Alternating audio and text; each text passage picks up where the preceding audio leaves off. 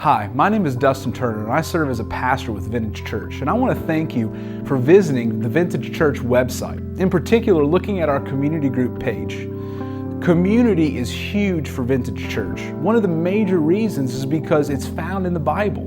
From the very beginning, when we hear about God creating, we see that God is in community with Himself in the Trinity, the Father, the Son, and the Holy Spirit. Then He creates Adam, and it's not good for Adam to be alone, and so He creates woman, and things are very good. Then the people of Israel are created to be in community with one another.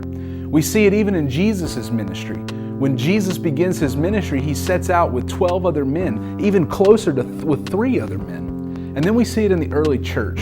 In Acts 2:42 following, we see the early church coming together, sharing meals together, giving their things together, making sure that all has something. So community is a huge thing for the Bible, for Christians, and for Vintage Church.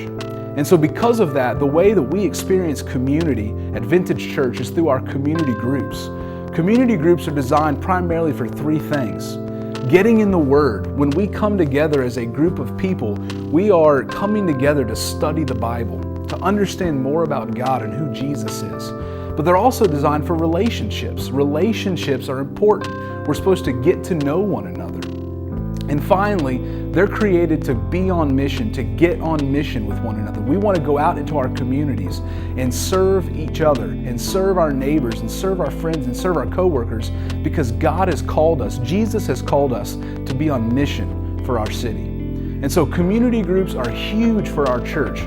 They matter. It is the bread and butter, the lifeblood of Vintage Church. And so I want to encourage you that if you take a look at this webpage and check out community groups, where they are, why they're important, and more importantly, join a community group. Find a community group near you. Look on our webpage.